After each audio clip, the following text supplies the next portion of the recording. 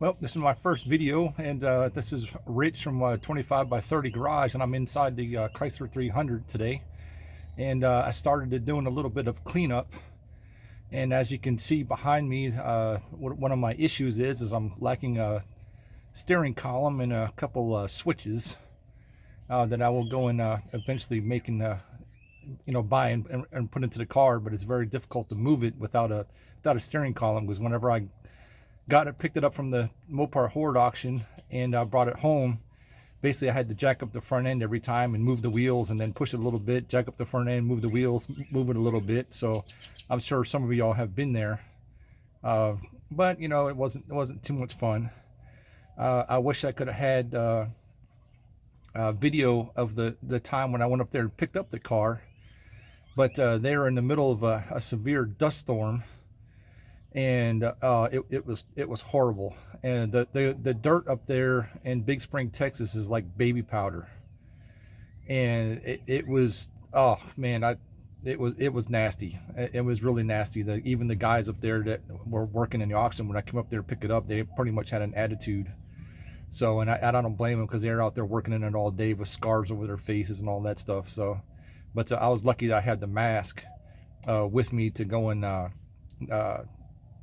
keep a lot of the dust at bay, because it was really bad. It was horrible, matter of factly.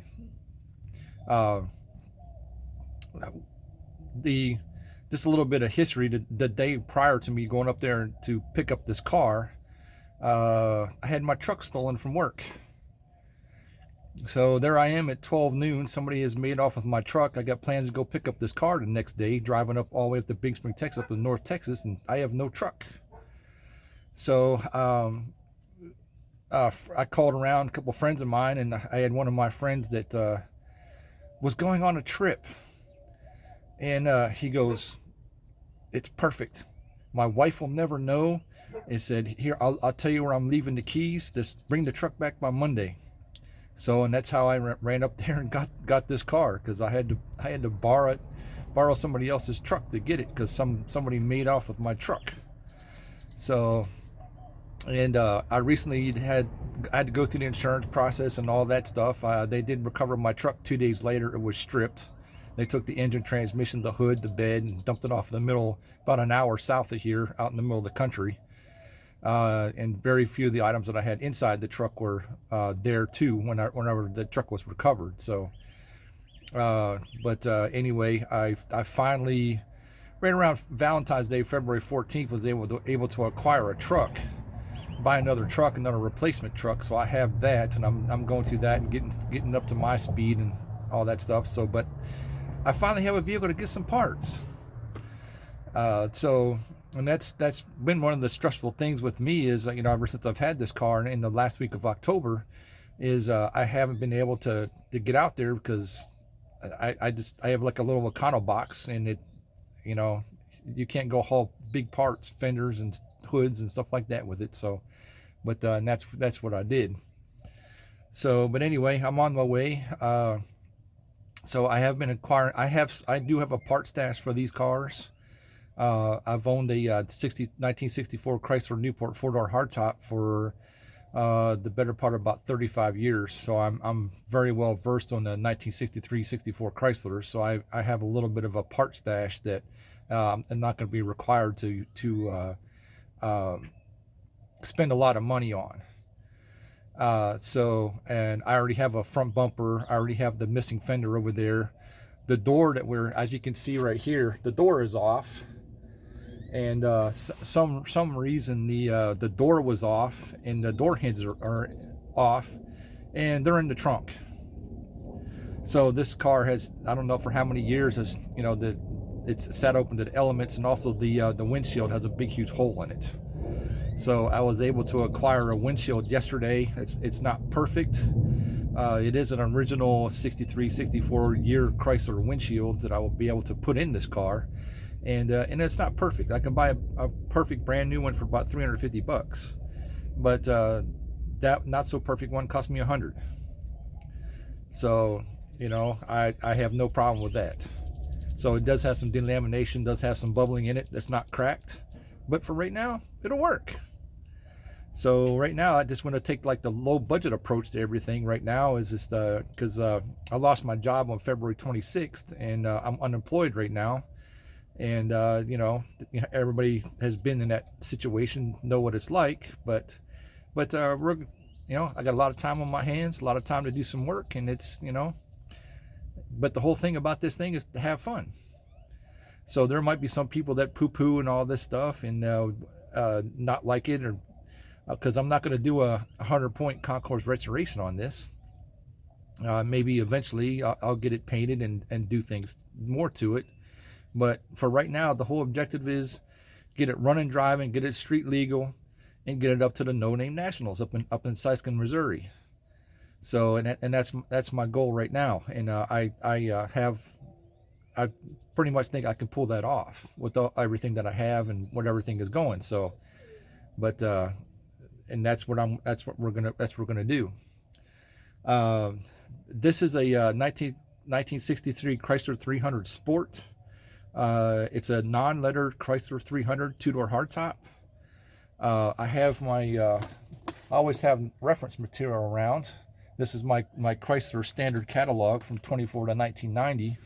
And if you go in here and you see they made production total, they made 9,423 of these. So basically, they're not exactly, there's plentiful. There's a lot out there, but the thing about it is, after almost 60 years, how much there's not too many parts and stuff out there. So, and there's not too many people that are parting out two-door hardtops either for you to get parts. So, and then, but originally, when I saw this car, there was 4 of them. 63 Chrysler 300 Sports in that auction up in Big Spring, Texas. And this one was the worst condition out of all of them. And the best one that was there was, if you look in the standard catalog, it was one of the two-door hardtop Pacer hardtop coupes. Because everybody knows the 63 Pace car convertibles, well, they also made a hardtop. And that guy had one of the 306 Indy Pace car hardtops. 306. And but I really thought that was going to go for a lot of money, and it went for less than $1,000. But I had already bought 2 cars, and I really didn't. My budget was expended at that moment. So, but I paid $150 for this car, and I wouldn't even have this car. This car probably would not even exist right now as it is. But Steve Mignante, and if you watch his YouTube channel, was chiding a scrapper, because there was a scrapper. You had to bid over scrap price to get anything out of that auction, because there was a scrapper that had his terms and how much he would pay and how much the weight is, that he was bidding on everything. So you had to bid up to like this, up over the scrap price to get the cars. So Steve Mignante, right before this car went up on the video screen, it was that he was chiding the scrapper to say, hey, let the hobbyists have some cars.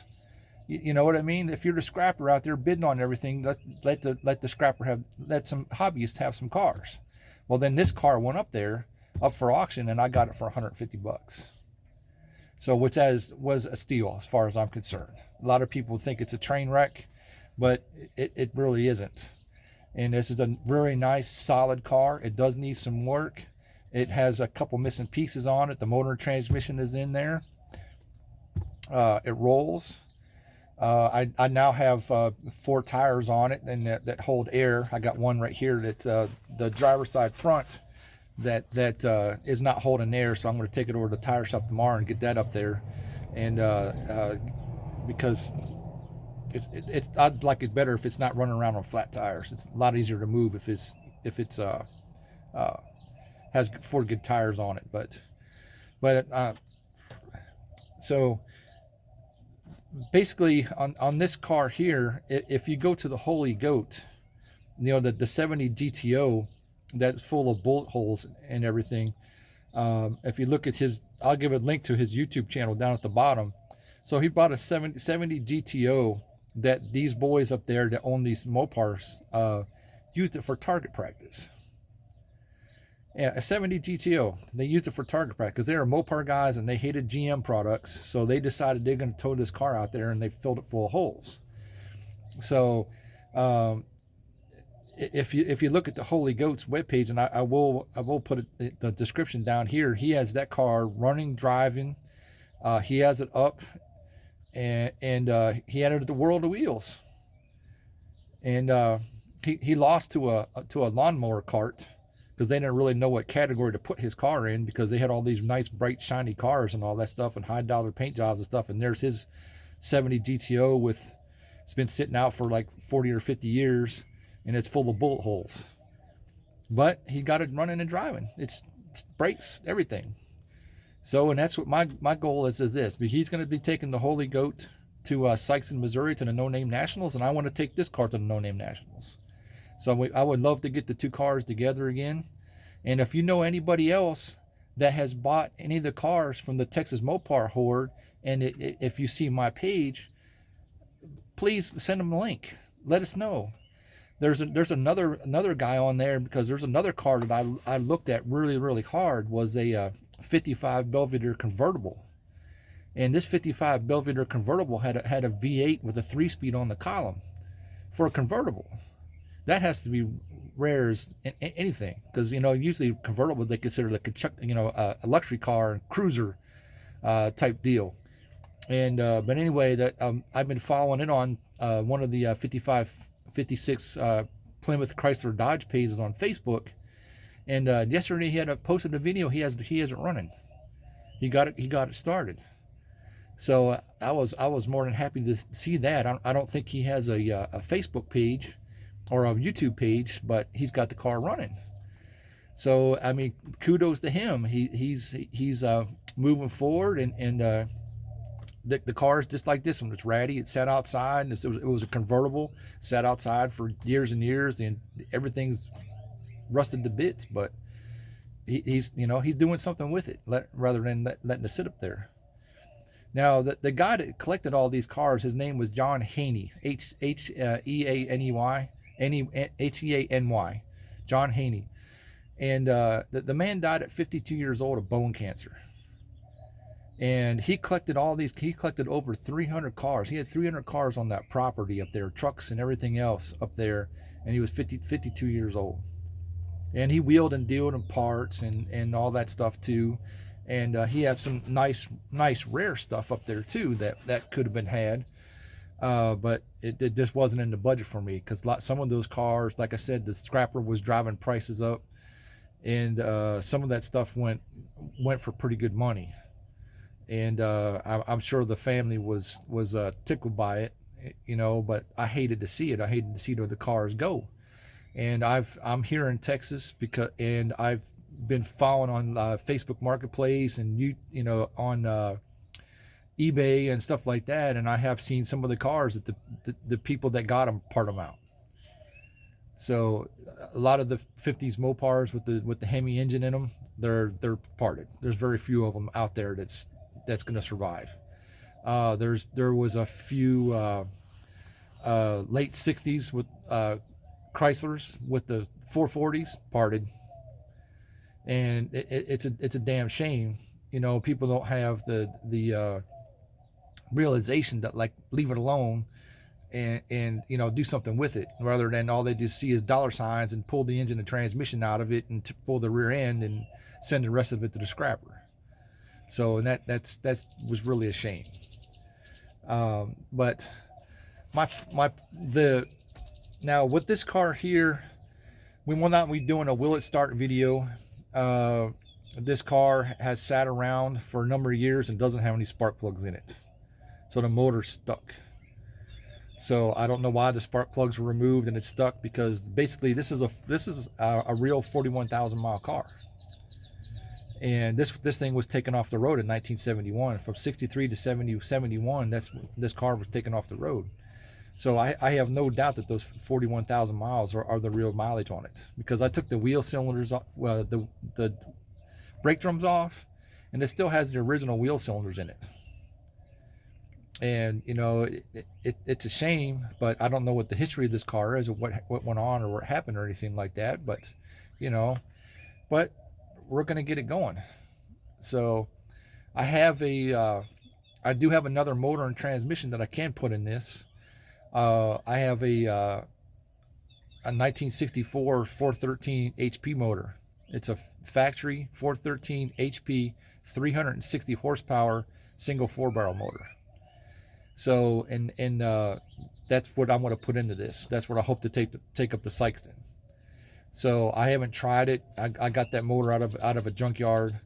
We're have to do a compression check on it, everything like that, to see if we can get it going. But right now I'm like oiling it down and moving it around and stuff like that to make sure that when we try to do start it, that it has a good possibility of running.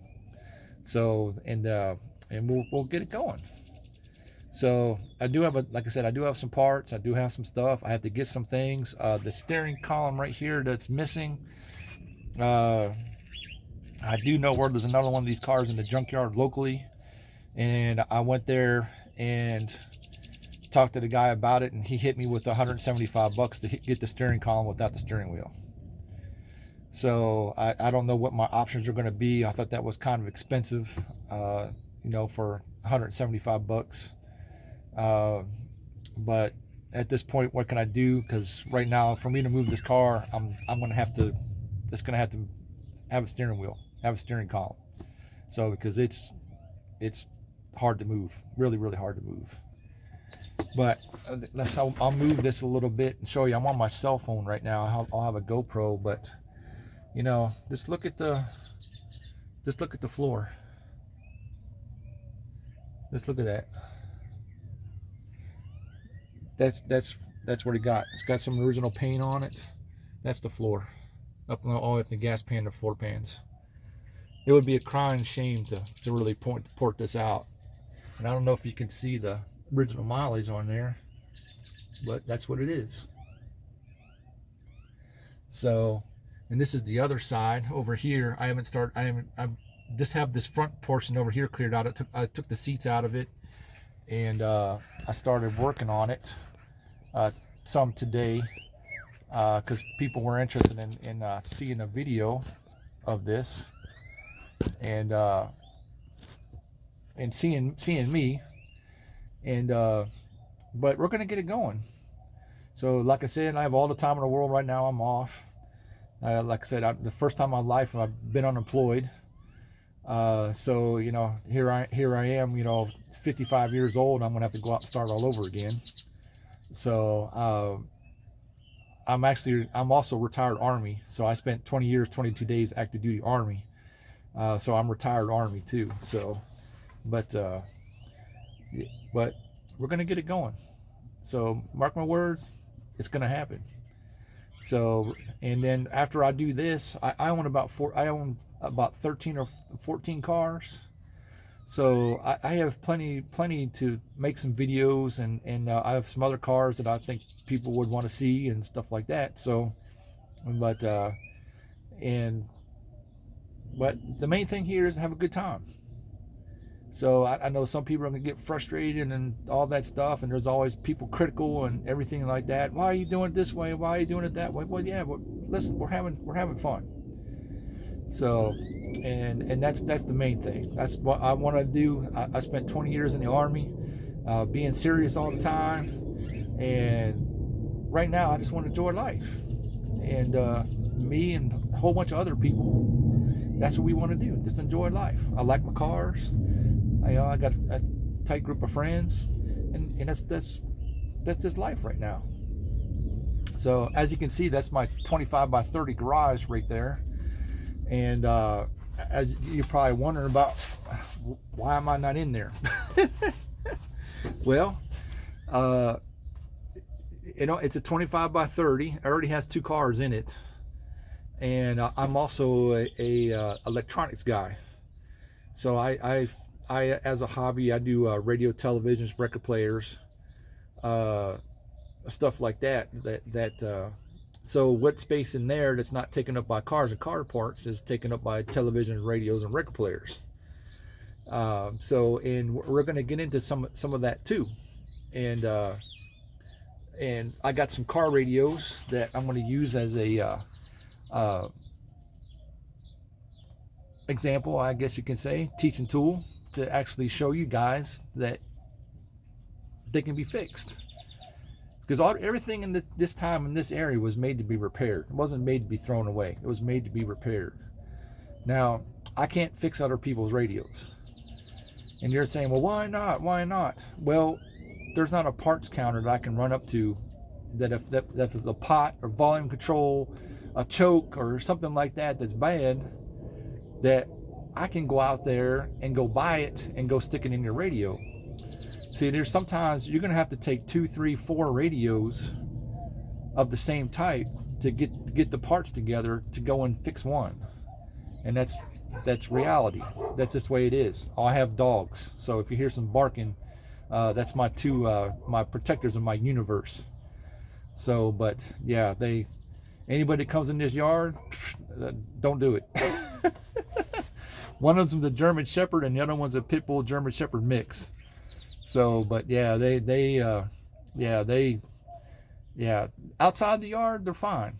You jump over the fence and come in the yard like some person did about two years ago, the dogs ain't gonna take mercy on you. So I never did find that person. I don't know what happened to him. He made it when he heard me come out the back door. He jumped over the fence, and so I kind of suspected who it was.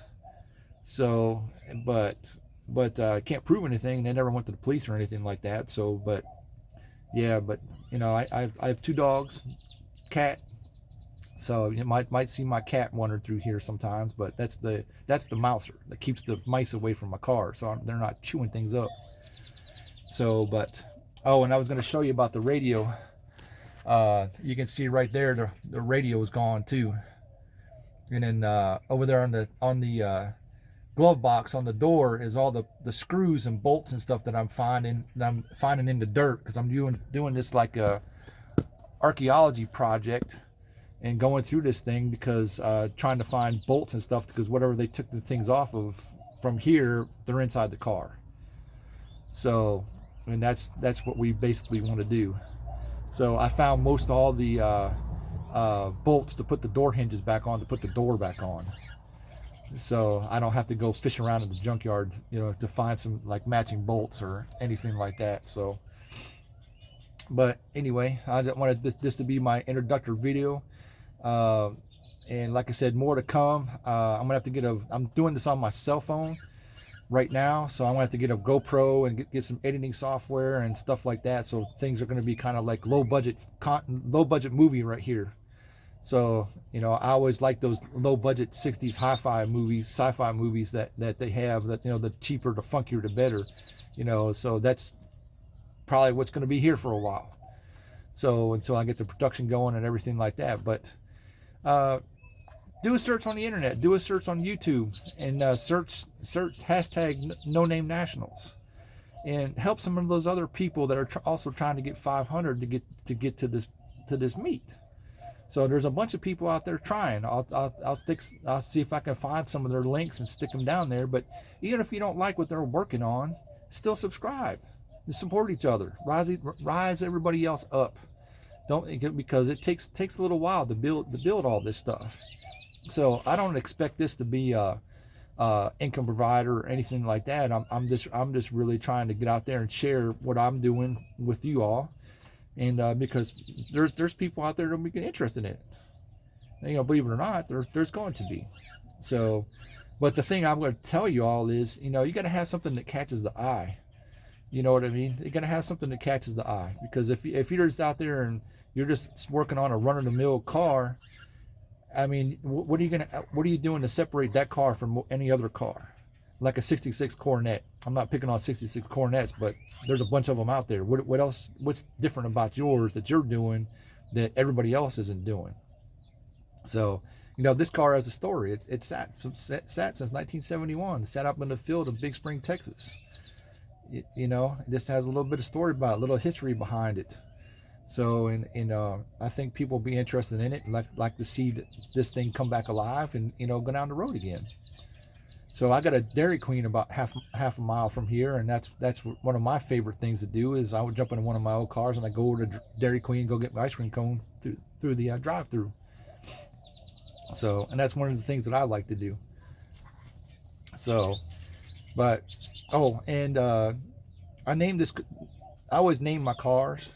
This car is Big John because the guy that owned it was John Haney, and so a little memorial for him.